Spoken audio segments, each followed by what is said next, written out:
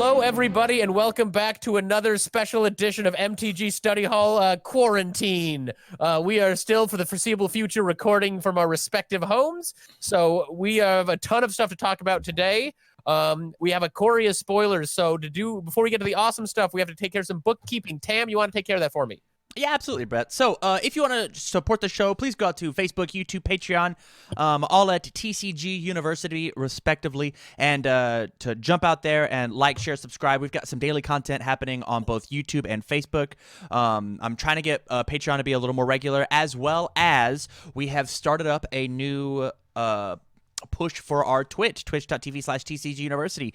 Every Tuesday, we've got Universes streams. Every Wednesday, we've got Brawling with Brett happening live at 6 o'clock, right? 6:30. 6:30. Let's say 6:30 Central Time. And then, for all you night owls, Dave is staying up unbelievably late doing a Pauper to... Wait, what was it? Pauper what was it called? to Plenty is what we we decided on. Yeah, what a sick name.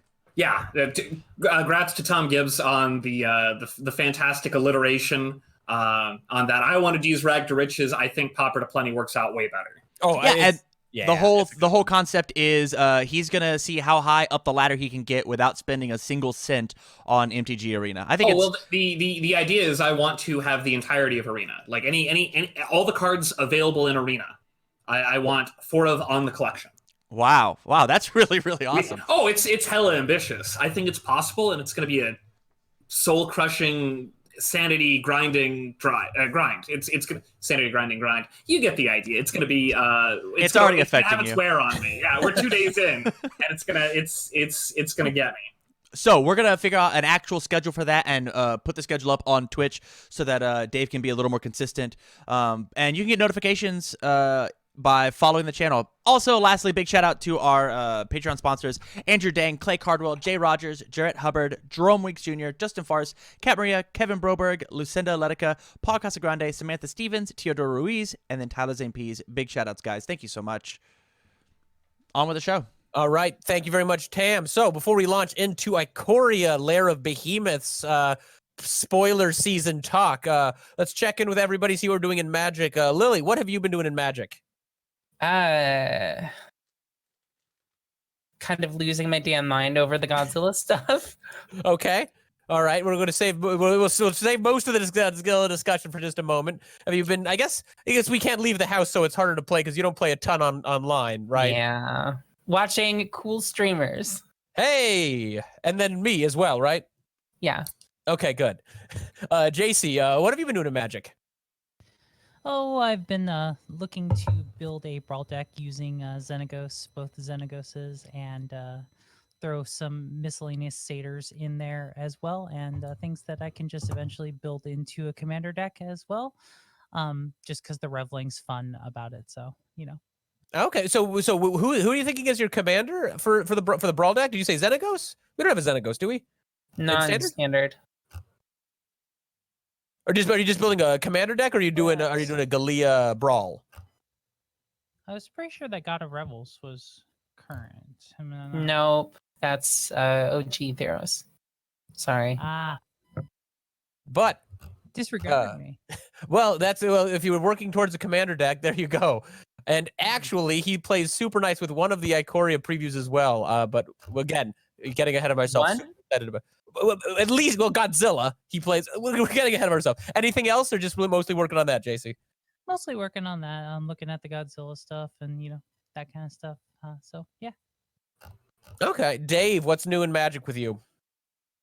I'm trying to get all of Arena.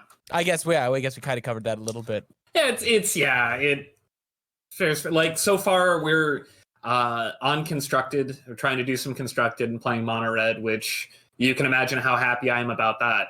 Turns out Light Up the Stage is a card that I've probably should have been playing this whole time. Yeah, it's a real good Magic card. We're making up for lost time. Like, I'm just playing like a lot of really, really bad cards, and sometimes the bad cards just get there.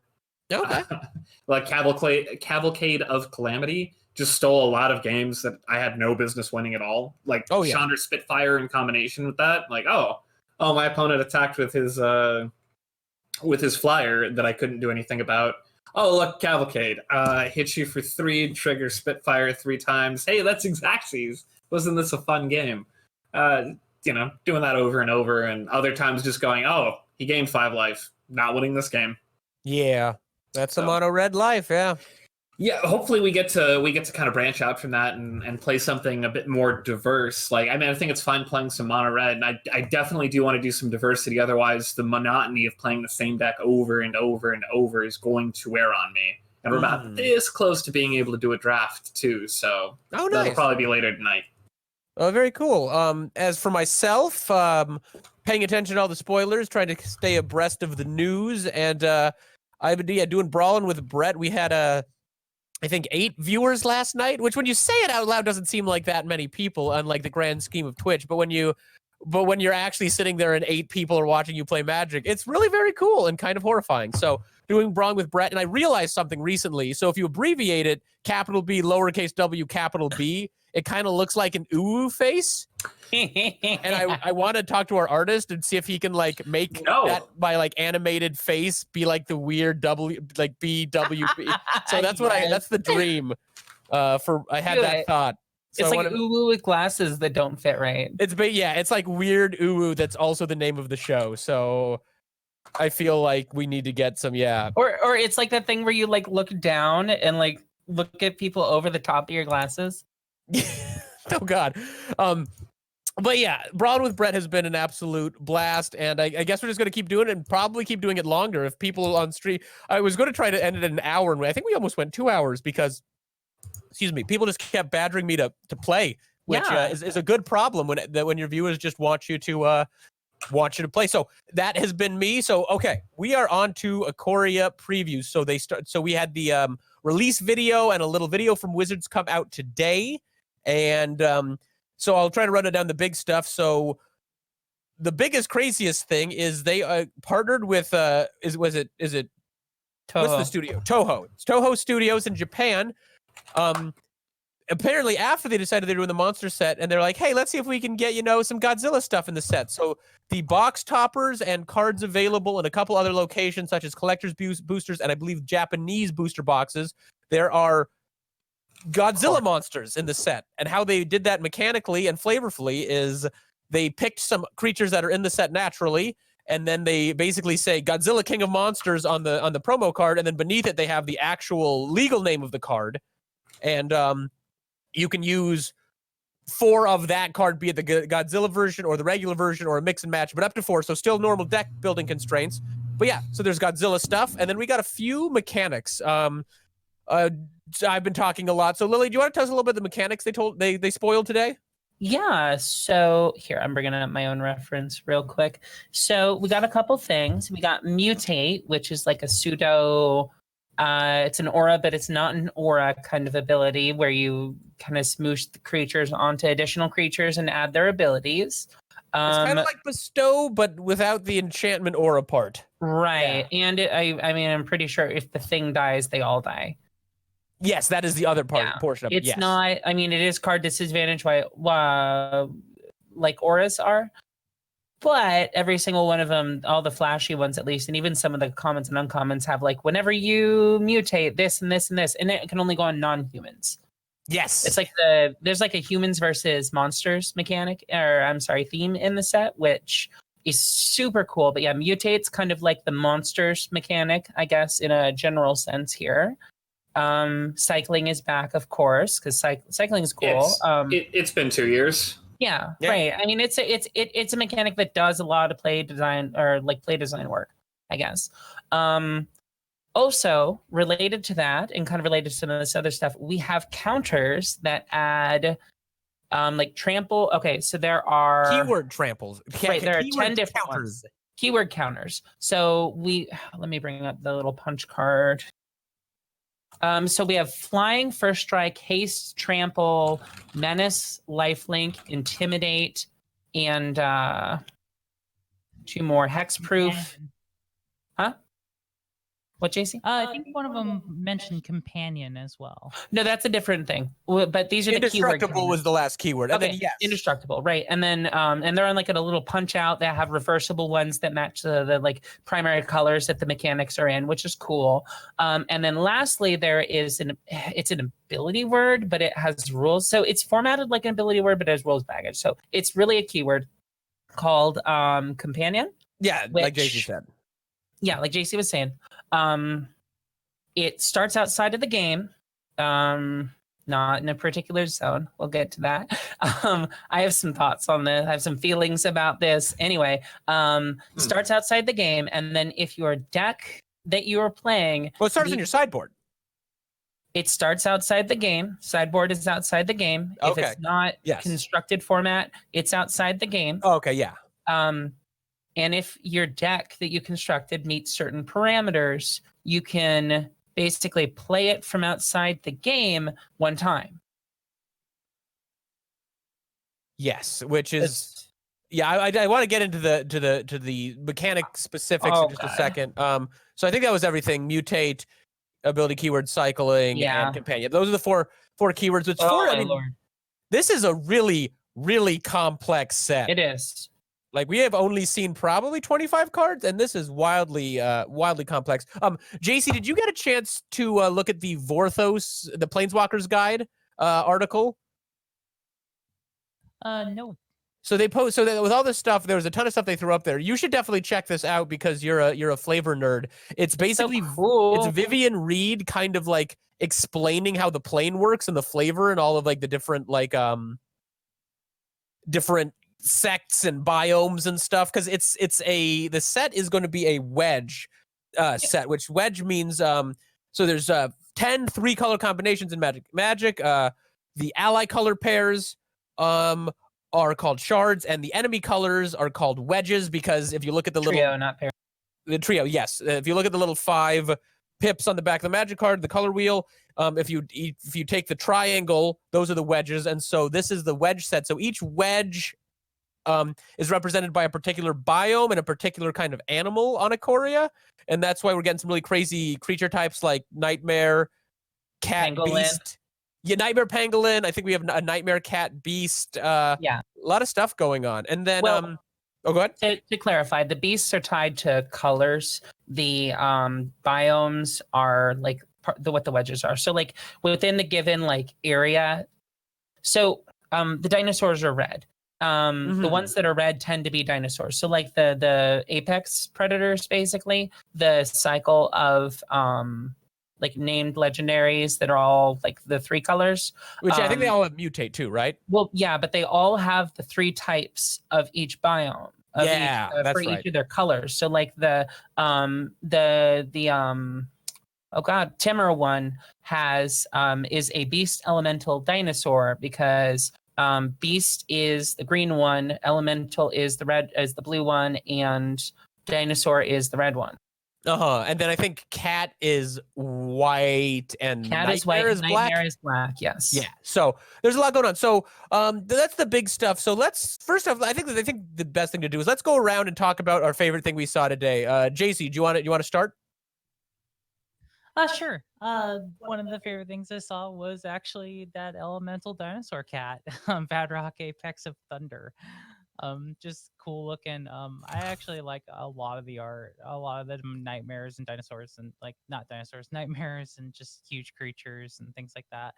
I thought it was funny that Mothra is not actually a legendary card, and all the other kaiju seemed like legendary cards. I actually really like what they're doing with that. Basically, it's like reskinning a card, and that opens up a huge opportunity for other things to be skinned in the future.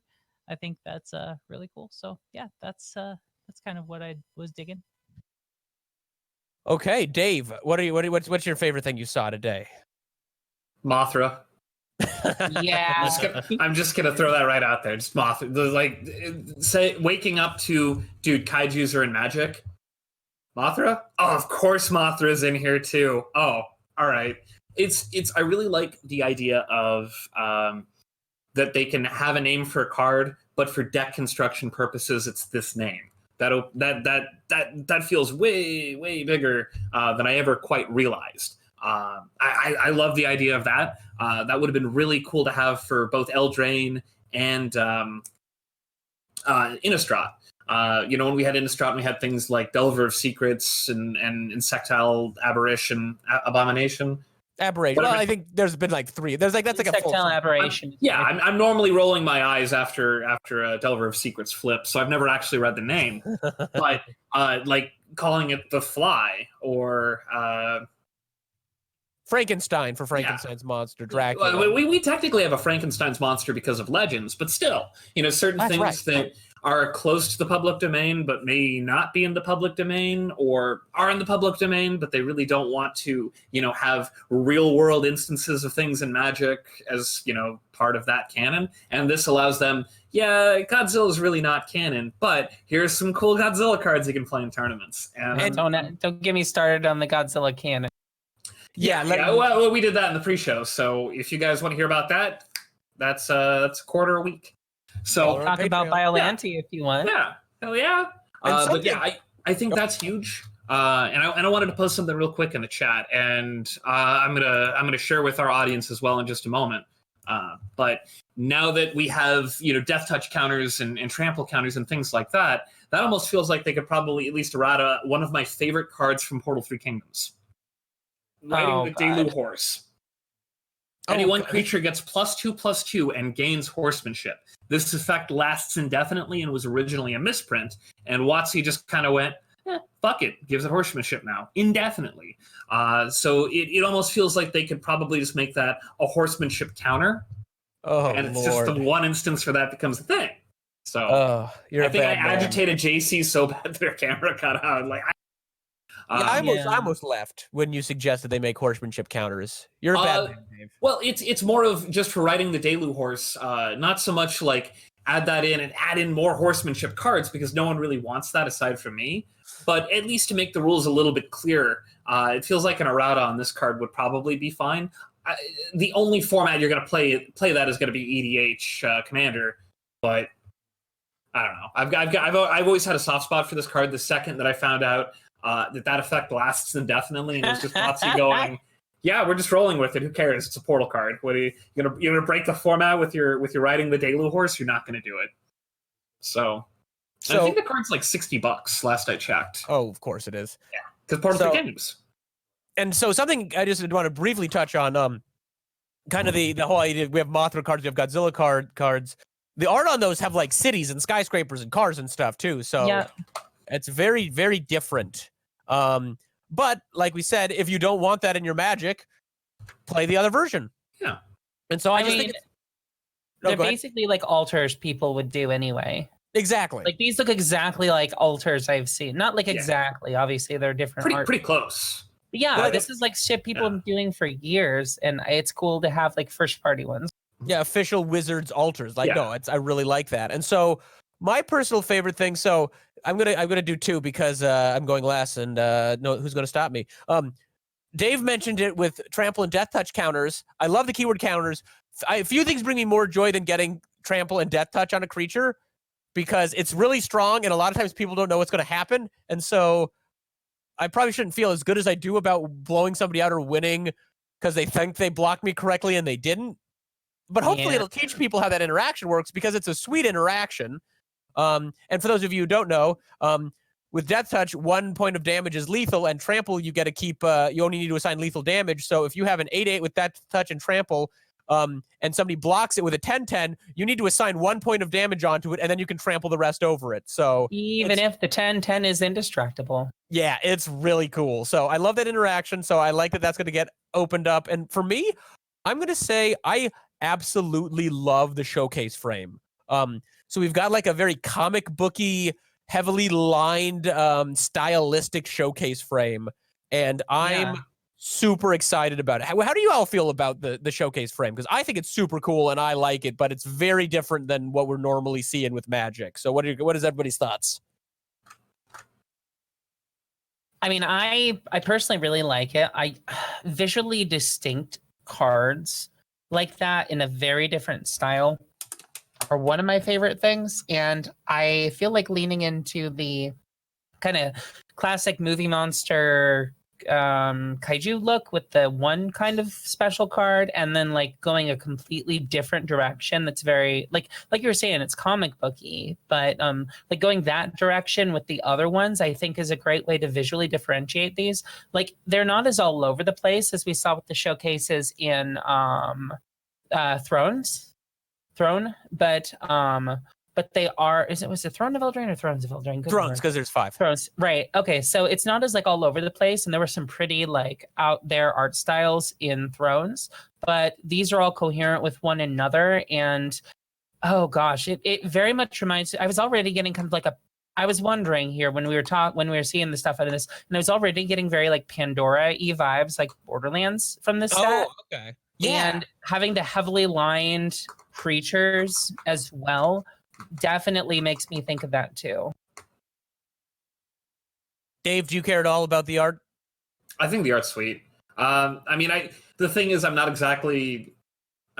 great at really appreciating art, other than big monster look cool, like because that's kind of where I'm at with it, and it does look cool. It looks awesome. The aesthetic isn't necessarily like what I would expect from a Magic card, but yeah, I think it works. It's these, like a point that Lily had brought up was that these are pretty much just the altars people have been doing, but now it's it's WotC provided, and the old ruling back with. Well, the current ruling, as far as I know, for altered cards is it's always going to be at the discretion of the head judge as to whether or not it's allowed.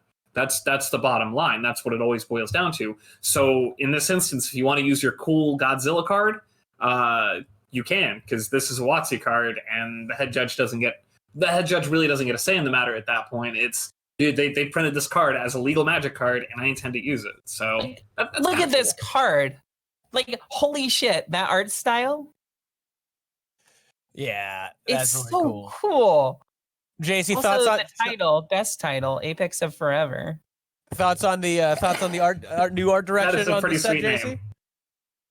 Oh, I actually really like it. I largely agree with kind of what Lily said there. I like that it kind of does a full art frame on the Godzilla cards, especially like how they look full art, and how it's kind of like it reminds me of a matte glossy comic book cover or like a movie poster. Yeah. The way they do it, and even the lettering and everything like that is like slightly different. It feels very like cinematic, and also like I cannot agree more with what Dave is saying. The judges get no say in these altars because they're official legal cards. And I think this opens up a big opportunity for, especially with how they're doing Secret Lair and stuff like that. I think this is a real good tie into Secret Lair where you're getting custom art projects on cards that already exist, and they are legal cards with new art. I think this opens up Wizards of the Coast to be able to go incredible art directions. Oh yeah. And get variant art on all kinds of cards. And I think this is a fantastic direction that I'm really excited about. That's something I hadn't thought of, JC, but there's nothing stopping them from going back and saying this card is that. So if they want to do a Secret Lair and say, just off the top of my head, Marvel, so you pick out a card and it go, that's Batman, and then you just reprint a card with Batman art. Exactly that. Well, likely what we might end up seeing going out from here are probably going to be Hasbro products. They already had the silver bordered My Little Pony cards. What's to say that they can't just throw in an alternate art with Rainbow Dash is one, I think. Is that the one you have the tattoo on? Bullshit, Dave.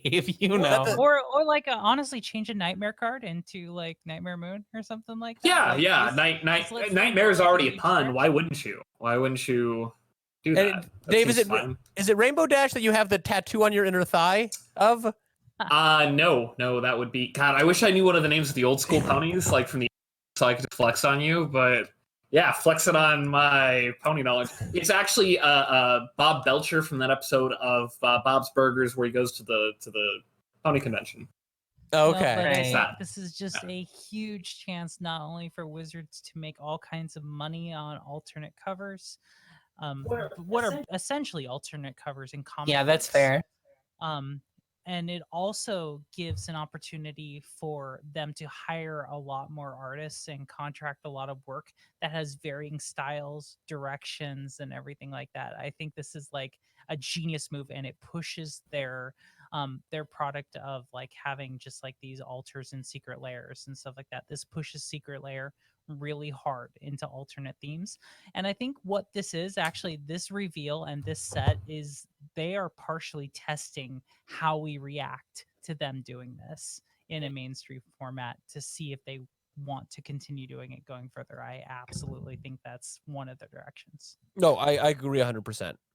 So okay, Dave. one thing I did post into the chat, and this is something that we could probably go on a bit further, but I was kind of curious on your guys' take on it. So my understanding is the original name for the Space Godzilla, the mono black one, was Space Godzilla Death Corona. Yeah, because the beam, the mouth beam of Space Godzilla is called the Corona beam. For like it's like the sun Corona, like it's Space Godzilla is space themed. Yeah, like these have existed for weeks, if not months. They knew that they were doing this, and they knew what the names were going to be. So it's certainly like these are printed already. Yeah, and so so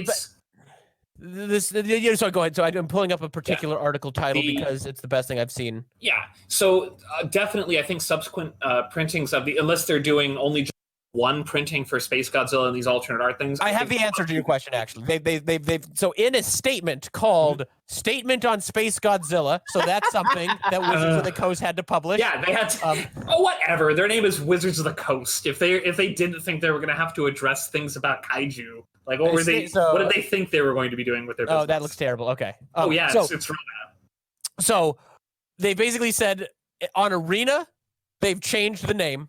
All right. Already, Magic Online, they're not making it available. The alternate version. Well, not yet. They might later.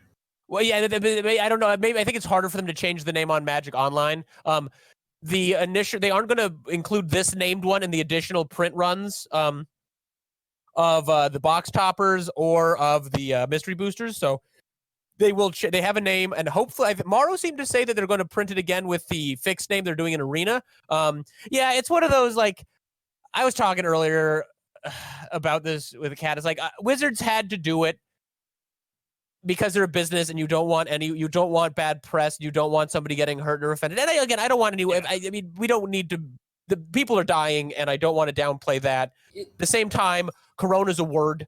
Yeah, it's snowy stuff around the sun. It means well, that's one of the things. That's this corona on the sun. The reason the coronavirus is called that is because that's what the virus looks like. So it's just also. It's not like it's a word tied to like any particular like subset of person that's like hurtful to people. Yeah, it's not like that time in the late 30s that Wizards had named that character Mega Hitler. Oh my god. That was a really awkward article that they had to write. It's an up-and-comer from Austria. He has this really dashing mustache that not a lot of people had. Like a version of this that I think could be if they referred to Yawgmoth as a eugenicist on his fucking card instead of Thran Physician. Because his title in the Thran was he was a eugenicist, which does not mean like Spice 8 Rack has a really funny video on the Thran that he goes into about that, but like it's a great book. But anyway, this isn't even that. Like this is just a word that specifically means something regarding this character's abilities. Like if I may offer a dissent on this, does it actually hurt any of us that they changed the wording on this? Like no, it's just kind of. And does it do material injury in some part to someone that this triggers and that it hurts who's lost someone who wants an escape who's playing this game? Good chance. I don't think that there is any malice in WotC's in their intent. Like as you said, this is the name of the attack in the movie. Oh yeah, they certainly meant nothing wrong by it, but yeah, it's I think they made the safe bet, and yeah, the odds. Void Invader's also a dope title. They have a new name, they have a plan. It's just one of those awkward things, and yeah, it was. I think it's a superior. I think JC. I think you make a fine point. I think it's a superior thing. The only weirdness, and this isn't a big deal, it will turn the one with Death Corona into a particularly valuable card, probably. Maybe. I don't know how many are going to be in circulation because it's not super like playable. It's really more of a limited card. So I don't know how much of a collector's item it's going to be. Well, 'Cause Zodiac eventually- Dragon still has a pretty nice price tag, and Zodiac Dragon is like unplayable. Like Zodiac Dragon isn't even good in EDH. So I I mean, forgot that you weren't talking about a Yu-Gi-Oh card for a second. so Portal Three There- Kingdoms. Best there set. might be some weirdness with the collectability, but Jace, I think you're right. I think Wizards made the safe bet. They made the safe choice as just a company financially. You don't want the bad press. You don't want news articles written about this, and you minimize harm to people. So it's probably just It's- a good thing. And yeah, It's along the lines of cards from there's certain cards from Arabian Nights that they won't reprint because it would probably be Ooh. considered in poor taste. Like Ooh. Stone Throwing Devils is one. and Jihad too. Yeah, Jihad's another. Like Stone Throwing Devils is one that kind of seems a bit. I don't really see a problem, but apparently in some languages that translates to a slur. So that's at least what I've been told on that. So Yeah, there's a that's handful. one of those we don't. And thankfully that cards like Jihad and Stone Throwing Devils are never going to have an impact on any format at all, not even Classic. So it's I'd rather Wizards. It's we don't need them to print stuff that is potentially hurtful or harmful to people. So I think they made a good move. I want to pivot off this, and we seem to generally been in agreement up to this point.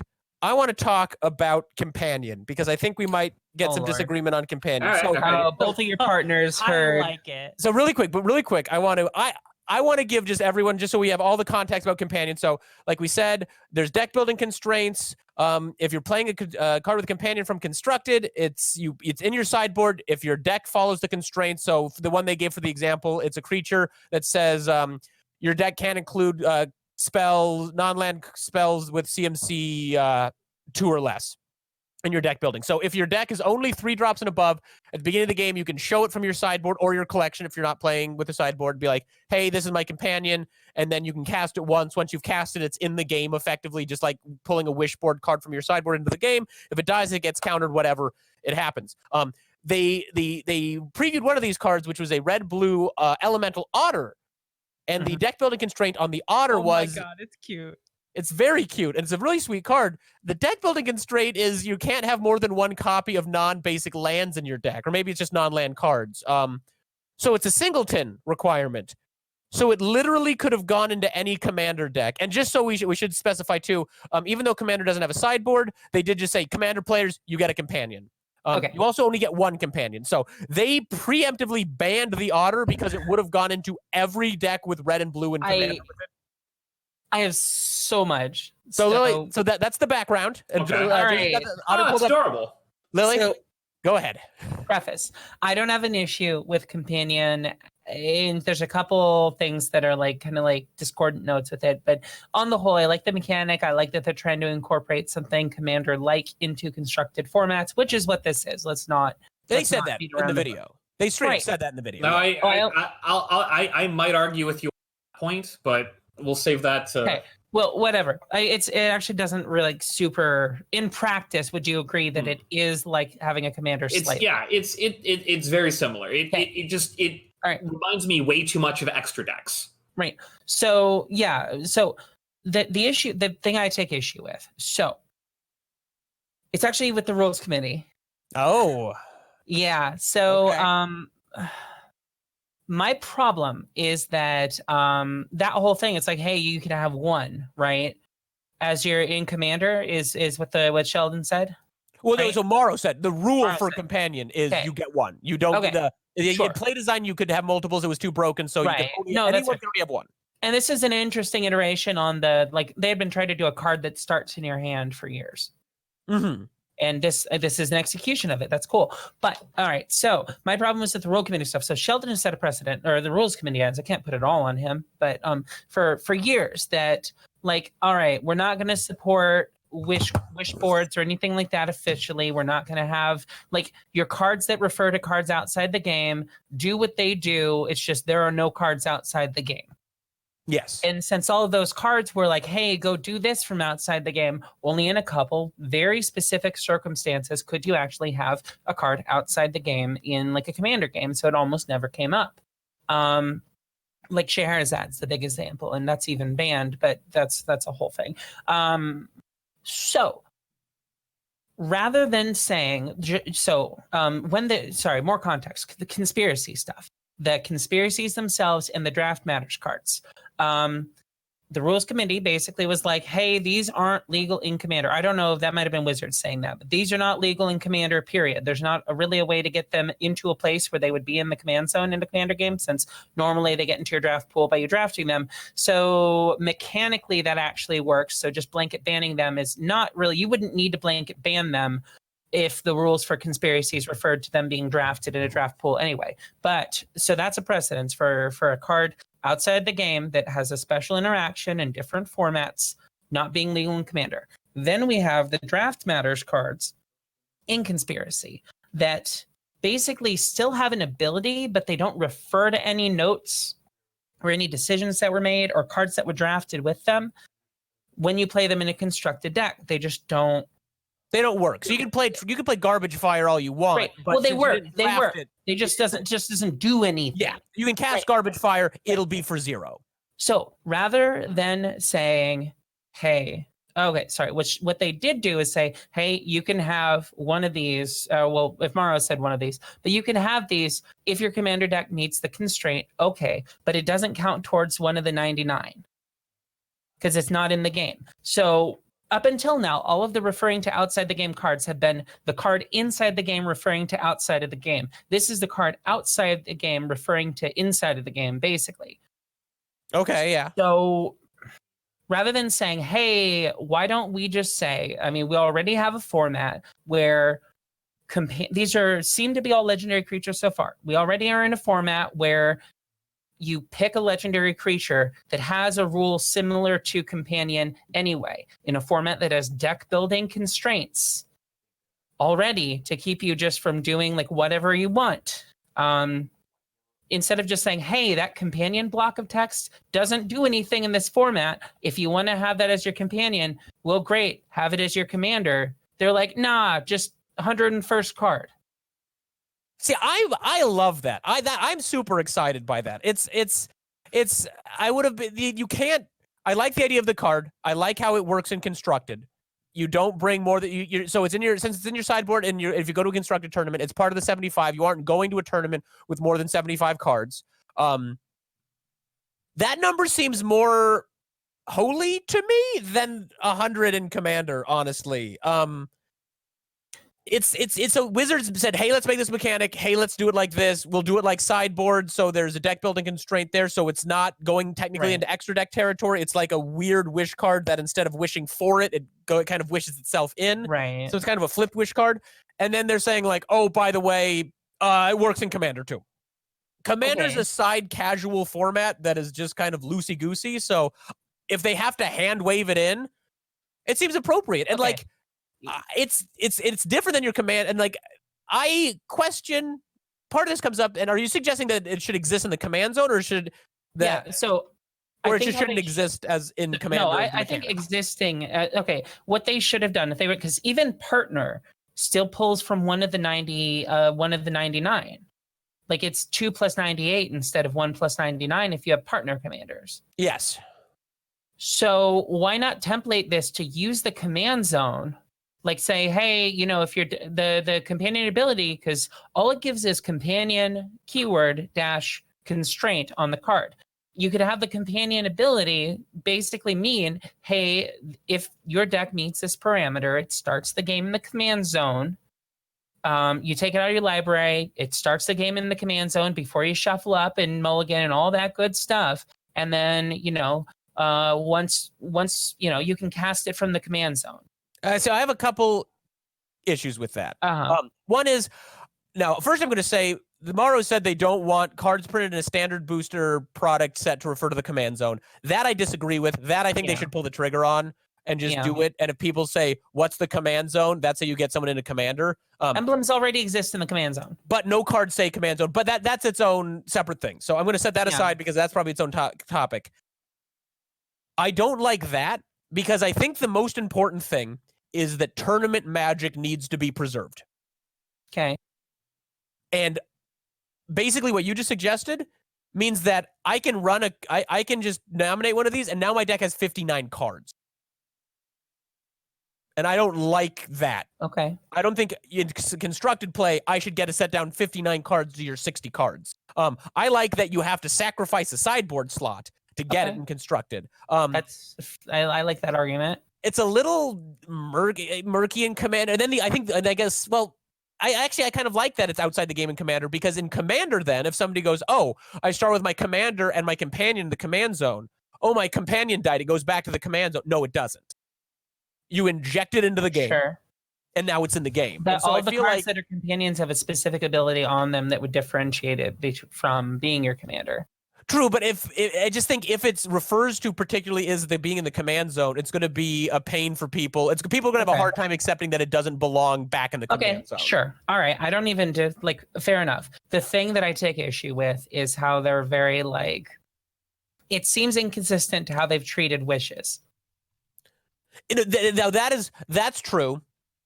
As someone who loves wishes and who has a Oathbreaker deck that effectively does that, in the way that you can. Yes, I'm a bad person. I have Karn as an Oathbreaker deck. So I have questions Uh-huh. that maybe can help out. The player in any game of Magic, the player is considered what exactly? A planeswalker? The player Flavor-wise, they're a planeswalker. Mechanically, they're the player. But yeah, so we're mechanically planeswalkers they're having a player, duel. They're so flavor-wise, they're planeswalkers. Yes, correct. So flavor-wise, are these planeswalkers? Is this like that one planeswalker and his dog? Kind No, of? this is more like your commander, where it's just a legendary creature that you have a bond with. And most of them are a little more cutesy than we tend to see, or animal-like than we tend to see on legendary creatures, even in this set. The mechanics are in Ikoria, you can it's called bonding with an animal, and so you can kind of get a mental empathetic connection. And so in the story, which there's a story, Thank You Wizards, written by Django Wexler, not that hack, who did the Ravnica books, whose name I've purged from my memory somehow. Anyway, so in it, one of the main characters, that new red planeswalker, or something. No, I can't think. It's a really lame, boring name. That is Anyway. a real name. I can't think No, of his name. I know it's Weissman. Weissman, Greg Weissman. Yeah, Schwarzfrau is. Sorry. Okay, if you probably made a smart person joke and it just went phew. Anyway, we're getting a book written by not that hack Weissman, but instead Django Wexler, who can actually write Magic story, which is awesome. But the new red planeswalker who we met, he is like a monster hunter for the city, and he bonds with an animal. So we've got like a How to Train Your Dragon sort of scenario going on. I believe you will find the movie is Odin closer Theometer. to Dragonheart. I think it's closer to his Dark Materials a little bit. Yeah. No, actually, yeah, they're kind of not your soul though. So I bet I could find Dragonheart on Laserdisc. I do want to tie this to our last topic though, just a little bit. And what if we reskin one of the companion cards to be a Pokemon? Yes for yes. I'm in. I'm so fucking in. Oh my god, the internet would break down. Oh boy, that's an interesting thing. So that's the flavor of the companion. It's like a little animal friend you picked up, probably like on a plane. I don't think the idea is you're planeswalking with it. Two things I really like about this set mechanic, and I mean this kind of two joke things I like about partner. One, since it's not in the command zone, Companion, not partner. Yes, companion, not partner. So we have this thing. We don't have a zone for it. Partners and commanders go in the command zone. So somebody suggested that it starts the game in the friend zone, which I like. Oh no. So there you go. There's a joke for you all. Haha. Patach. And the other thing, this isn't so much of a joke as I'm a bad person. So because if this thing gets countered or killed or exiled, it's done. You treat it like a normal card. I'm not really that big into animal companions, and I like the idea that I'm going to be able to kill my opponent's pet. Like, here's my special creature that I've got a bond with. Exiled. Pew! Deal with it. Like, that feels good on my insidey heart part. I play my companion countered. It's exiled. Take your look. If somebody AWOLs it in a silver border game, can you play it again? No, that's in the absolutely freaking removed from game zone. So you can't I rift thought that was sweep. still I thought that was still outside of the game, but I guess it's a zone. No, it's the absolutely no. If you ask anytime anyone asks Morrow about that card, there is no like, yeah, no, it's completely heckin' removed from the game. So I like it because we have the friend zone now as part of the commander. Listen so- here. Well, that's the thing. It doesn't start Listen in a here. zone. It starts outside the game. So if you have it, you can actually wish for it in. Can we start it the from your petition hand. to refer to that as the friend zone? I would like to. It's I'm not in. a zone, and that makes me so We mad. can make it a It's not zone though. We can zone. totally make But it. that mechanically Not being changes fourth it. It would have to. Like, I'm just looking forward to in my Yawgmoth deck getting to kill someone's pet. That's what I'm really Yeah, here for. none of them have God, you're a particularly monster. spoken to me. Also, I'm sad that they preemptively banned the red blue one, which I get, but like, I think it was the still right feel call. bad. I mean, sure. Although, if they were planning on doing this, the devs should have known better. I think. Well, Morrow was asked about it, and he just straight up said we design cards for things outside of Commander. And we want to use Yeah. the card. what I think it's a super obvious deck building constraint. It is. Would it change anything if they made 9 more of the other two color combinations that each had an effect? Because Yeah, it there feels are. like- There are. We have like 3 so far. There's going to be 10. Sorry, I'll rephrase that. That have the same companion stipulation. No, because then just every deck is gonna want. Yeah, their own you have thing. your companion and your commander. I don't like. Basically, they don't like auto includes except Okay. Soul Ring. But That's fair. that's its own freaking conversation. But they don't like Oh it. my god, I could There'd be- talk for hours about the problems I have with somebody I've never met and his group of friends. Yeah. Oh, yeah. But again, rules committee hate is a whole separate topic. But I don't want the idea that pick a 2-color deck and then you pick your partner that you guaranteedly get for free, no additional cost. Because I like the idea. Like some of these costs are pretty hefty. So one of them is your deck has to be completely even CMC. So like That was from a leak that we didn't know was. oh, okay. Yeah, that's not been confirmed. But seeing the rest of this, it's probably real. And so even like the no 1 or 2 drops, like that's a hell of a Yeah. constraint. And so particularly in Commander, you're jumping through this insane hoop for a one-off card that if they kill it, it's just dead. Have you guys heard that Lutri is already banned in Commander? Yeah, that's what we're. Yeah, the otter. Right, because it would be an auto include. That's what we're talking about. Every red blue deck would just need to for sure have it. Which, yeah, so it's if I was in charge of the world, I wouldn't change anything with what happened. Wizards wanted to make the card for other formats. I Sure. feel bad for the Izzet players in Commander, but I if don't. this proves to be popular, they can make more. And I like this idea. I want them to be cautious because I like the idea of an actual constraint.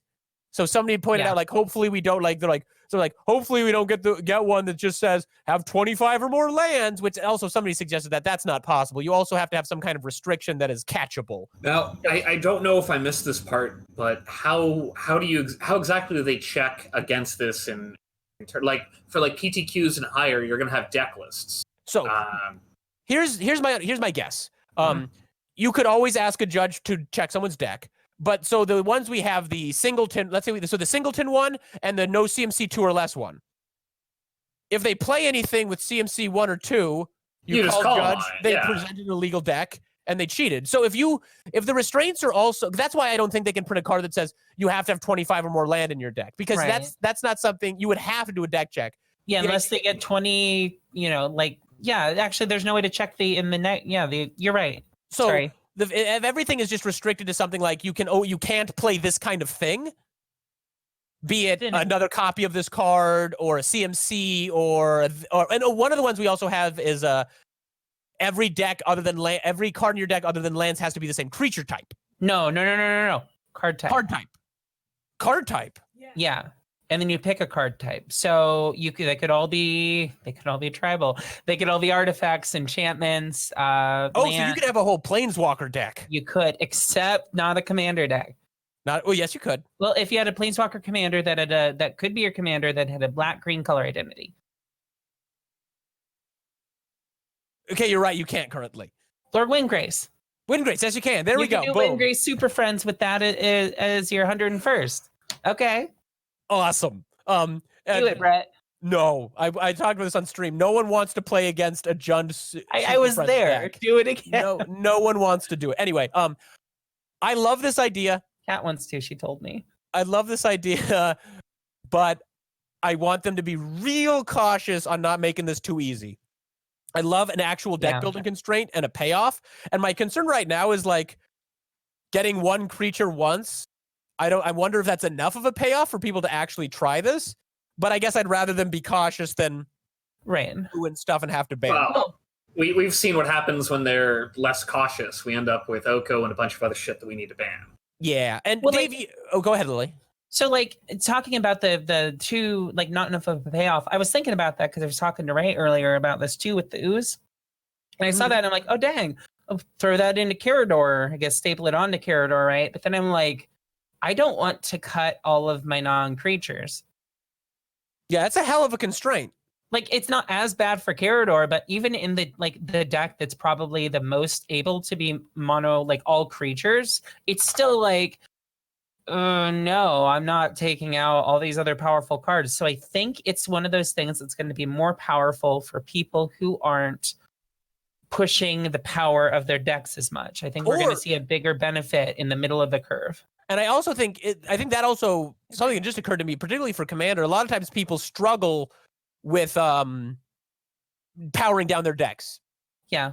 So this might be a good way to be like, okay, you have to build your Commander deck with only even number casting costs. Right. That's literally what I do when I build Commander decks to keep them like from being like 7s, 8s, 9s.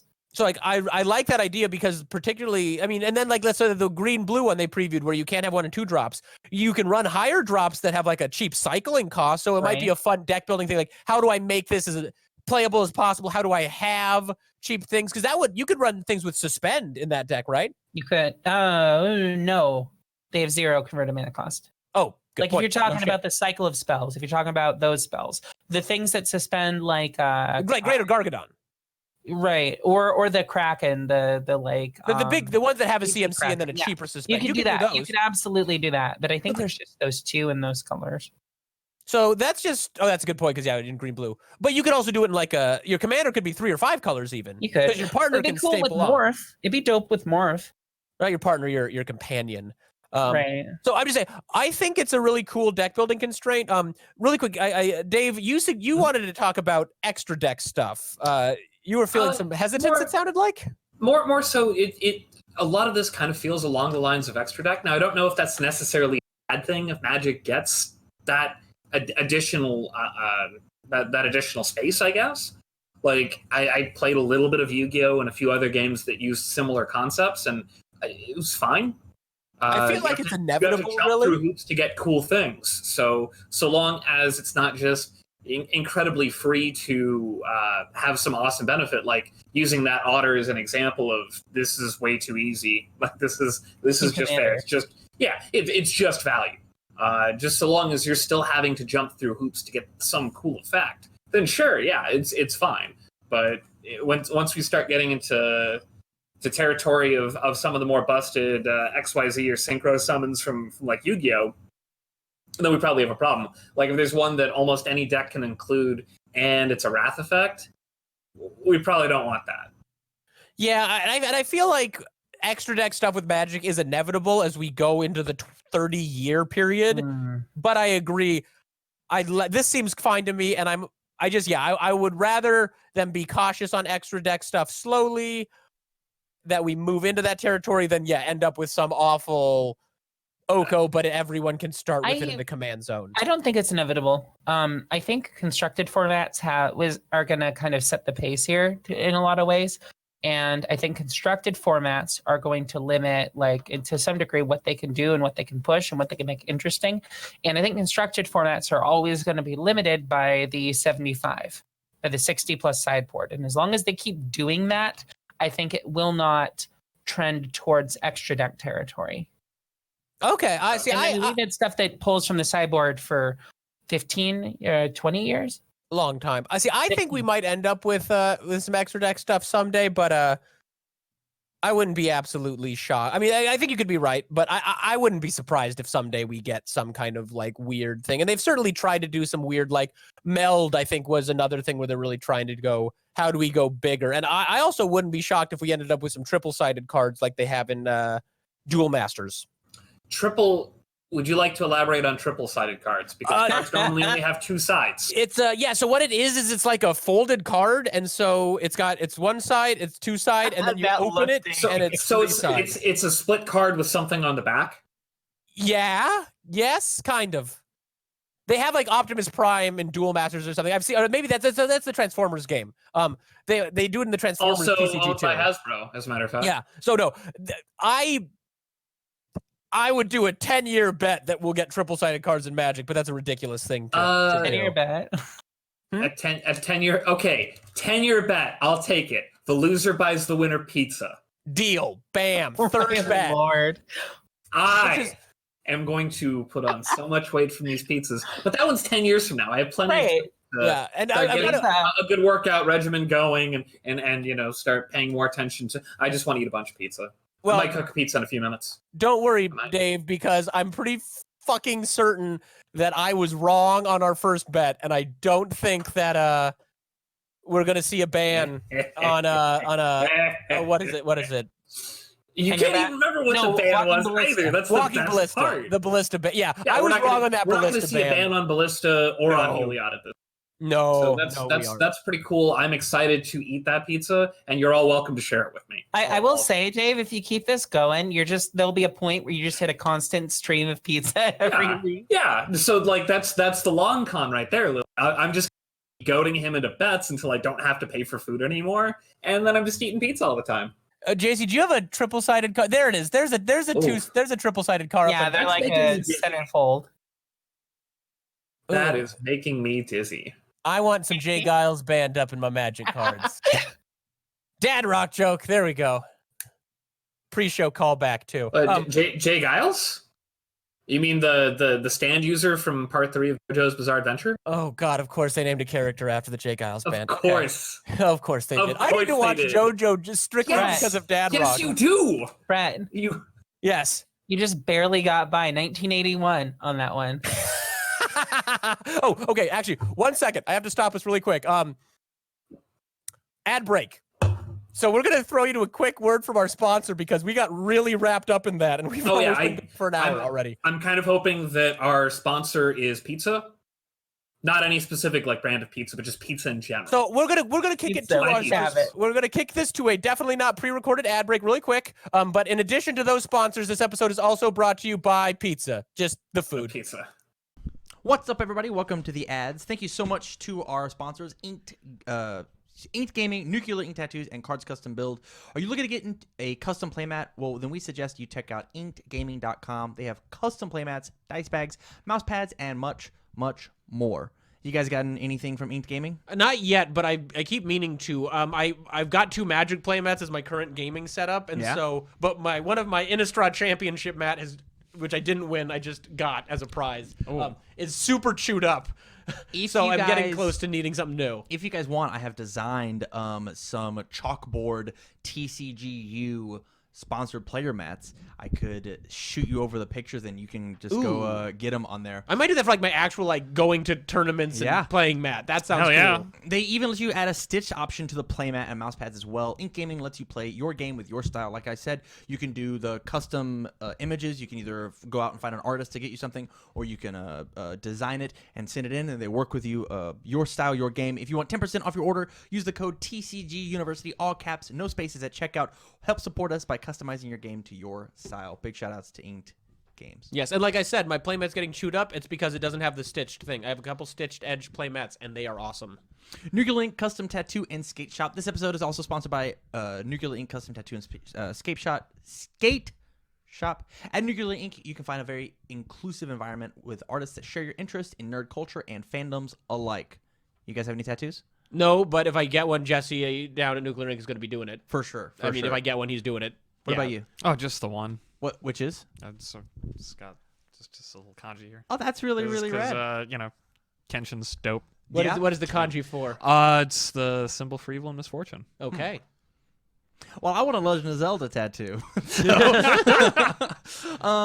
Nuclear Ink prides themselves on being Omaha's premier all-custom tattoo shop. So if you're looking to get a custom tattoo, please check out Nuclear Ink here in Omaha, Nebraska. Link will be in the description.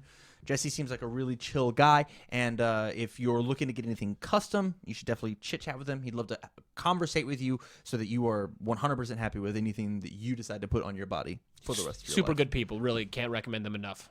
And then the last sponsor for today is Cards Custom Build. Are you into cosplay, you nerd? Of course you are. You looking to get into cosplay? Of course you are. Do you want to show up to events dressed as your favorite character? Well, then Cards Custom Build is here to help. Cards Custom Build creates everything from cosplay accessories like props, trinkets, and weaponry, all the way up to full-blown costumes. I asked you guys last time.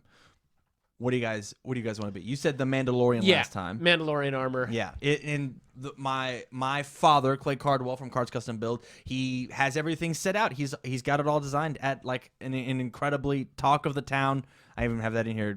Talk of the town price. It's so good to take in, and just like making costumes takes a long time. Yeah, it's really time consuming, and it takes a lot of different kind of skill sets and equipment. So like, if you're into building your own, awesome. But if you're like me and lazy, this is the way to make it happen. I just went to Level Up Expo out in Vegas over this past weekend for a card tournament, and it was really fun just people watching all these people in their really awesome costumes. It's fun to see people transform and become somebody that they're not. It's fun seeing somebody out of costume that you think would be very timid and not hold themselves, and as soon as you put on that Superman suit, they stand up and they put their chest out. Like it's super rad, and the costume is half of that equation. So go over to Cards Custom Build either on Facebook or on their Etsy account. Links will be in the description down below. Make sure that you mention TCG University sent you their way, and you'll get 5% off your entire order. And whenever you're talking about really high level costumes, 5% is actually a ton. That could be upwards of like $50. Like honestly, if you're pushing for all the accoutrements. If you're going for a big one, oh yeah, or save a couple bucks on something smaller. Like yeah really. For sure. No reason not to. If you're thinking about doing it, support local if you're here in Nebraska, and if not, he'll ship across the whole U.S. Support him anyway. Support him anyway, even if you're in a different state. Back to our show. And we are back. So we are going to talk a little bit more before we wrap things up. We are just going to keep talking about Ikoria stuff because it is new and it came out literally today, a day of recording, and it's exciting. So we had a commenter bring something up. It was Ted Ruiz, I think is what Tam said. So shout out, thank you very much for posting that in there. We do appreciate the live comments. And so that is about, there are 15 American Godzilla box toppers, but there are 3 Japanese exclusive ones. So this is kind of a unique thing. So the way to get these exclusive Japanese ones, there's twofold. So the Japanese draft booster boxes are going to have some of the Godzilla cards in the draft packs. That's not true for the American ones. It's just true for the Japanese draft packs. And then that is where, in those draft packs, is where you'll be able to get these additional Japanese Godzilla only ones. I don't know what those creatures are off the top of my head. The other, and then I think Lily said that she did. Yeah, it's like what the alternate art is. You have the Mothra / Batra Cocoon. You have Batra, and then you have Kiryu, who's Mecha Godzilla. Okay. Oh, so Mothra's going to be Japanese exclusive? No, the Cocoon. Mothra's Cocoon. No. Yeah, Mothra's Cocoon, Batra, and then Mecha Godzilla. So, I don't know if those are going to be available as the Japanese box toppers or just in those packs. There is one other way to get these cards. They will be in the collector's boosters. So one of the collector's booster slots, you will get a Godzilla card, and you can get those Japanese exclusives there, but I believe the card will be in Japanese. So this is kind of an interesting scenario. The closest thing we've had to this, I think we brought this up briefly while we were on our ad break. Dave, do you want to cover that? Well, yeah, we had the dual decks, the global dual decks were a thing, but those were more like region lock specific cards that were only going to be available, period, to play in a specific region. I think it was specifically the APAC region. Those cards were legal for standard. Mainland anywhere China. else, and it wasn't. I guess the other parallel, and this might be a better way to describe it, would be the Japanese Planeswalkers from War of the Spark, where they had various Japanese artists do the alternate artwork for the Planeswalkers. So it's a bit closer to that, I think, because there's still going to be a functional version of whatever the card is in English by whatever its actual name is going to be. but the alternate art's only going to exist in a Japanese form. It's still functionally the same card. We're not actually missing out on cards. We're just missing out on cool artwork. And that Mechagodzilla is pretty sick.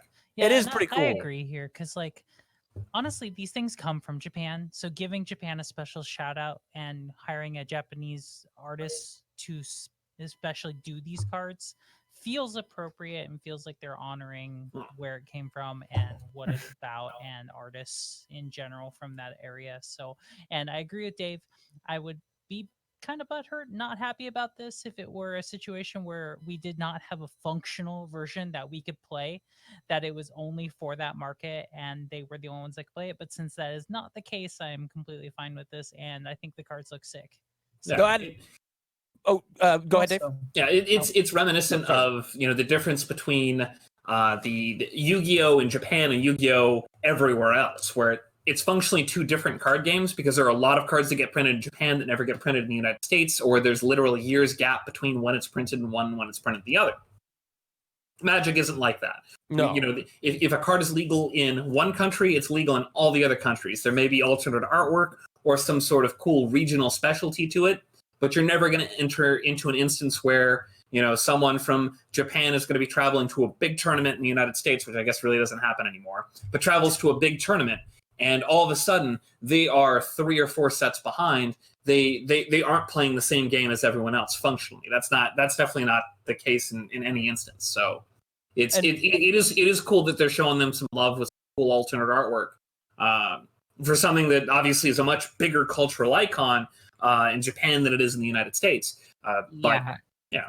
Who do you like? Who I don't think I've ever met. Like I know like people in real life who are like really into Godzilla. People like Mothra. People like nobody likes Batra.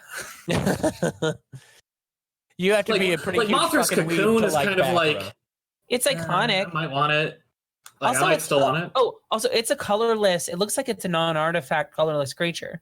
Yeah, it looks like it's a 0 2-for-1. I'm excited to see what that card I mean, does. like that's a colorless border on the regular card. And yes, I'm sorry, excited to see that card. But I like this is I'm first off, I'm actually happy with the War of the Spark Planeswalkers. I was kind of bummed that those were only in Japanese booster boxes. This feels appropriate. Like I said, I think there's just a much wider audience, and so I think it just makes business sense for Wizards to say you can open up Godzilla versions in your draft packs. Like I think that just makes business sense because you're probably going to sell more packs in Japan than if you didn't do that. And for us over here, not only can we pick these cards up from retailers, we can get them in collector's boosters, which collector's boosters are still pricier than they probably ought to be, but there is a product you can go to your local game store and you have a chance of opening one of these. So not only is it a cool treat for Japan, the rest of the world has access to them via collector's boosters, which I think are actually only printed in English, so it does kind of suck for non-Japanese, non-English speaking countries, but yeah, quite frankly, they give America enough love in that regard. Yeah, we get a lot of really nice shit. For the most part, a lot of places they still use English cards. Like English is still easily the most printed language. And like despite they definitely print in Spanish and Portuguese and French and a little bit in German. But for the most part, most folks just use English. They just use the English printing of the card. And yeah, so outside of that's a whole conversation about cost and printing and stuff like that. And I'm sure if it made financial sense for them to do the collector's boosters in multiple languages, they would. So regardless of that, I think it's a really nice treat. I think it's a nice shout out to, hey, Japan, you gave this to the world, so we're going to give you a cool little bonus thing. That seems cool. And for everybody else, we have a way to get them. So I think that is a very nice touch. And like we said, you have access to play the card if you want the card mechanically. So everybody seems to win here. I don't think no one is losing. Nothing's being taken away from people. This is just extra stuff for all of us. It's extra stuff for all of us. It's a specific call out to where this came from and the culture of where this came from. I think it's a thumbs up all around. Yeah. Okay. We had a really positive show, which is nice. Any final thoughts before we move on to the post show? I just have a final thought about like, I think I see the through line that Wizards had for this reveal. Like they were doing secret layers with alternate arts. They were doing things in their secret layer that had alternate card mechanics. They've been kind of pushing the idea in some of their unsets of like some of the mechanics that they want to test. And I feel like Ikoria was one point where they're finally just like, fuck it, we're gonna do some of the things we've been Yes. testing. This is good. We're gonna do it.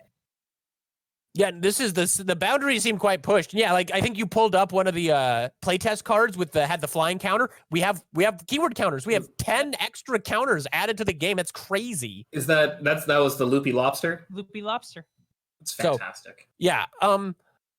So we're probably just gonna keep talking about Ikoria in the post show, but we're gonna wrap up the main show right now. So I want to say to everybody, thanks for tuning in. We appreciate you all watching. We want to make sure we're putting out as much content as we can right now while everyone's stuck in their homes. So we managed to not talk about the coronavirus that much, which I think is a good thing. Outside of the Godzilla naming thing. Yeah, that was kind of on me, as it normally is. So it's all Dave is the bringer of doom and despair. We all know that. So whoa, like Mechagodzilla. Whoa. Dave is the Mechagodzilla. I do like robots, so that's fine. But I want to be the Mothra. Too bad. But you're not. You're not nearly pure enough. Yeah, wow. Okay, that's fair. Shit. You gotta sing the song too. I may or may not have been listening to that song in my car. Okay, in the post show. Yeah, post show. We'll talk more crazy. Thank you all for tuning in. Stay strong, stay safe, stay inside. Do what your health, your governing bodies and your health departments tell you to do.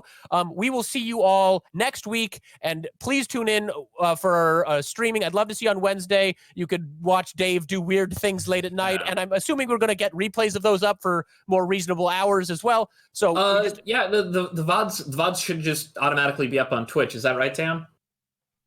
That is correct. Yes. Okay. Great. So, and we can do some playback stuff as well on Twitch. So we are going to try to get as much content out there for you all as we can in this weird time. And thanks for tuning in. So we will talk to you next week. We'd love to see you in the post show, and make sure to remember who you are.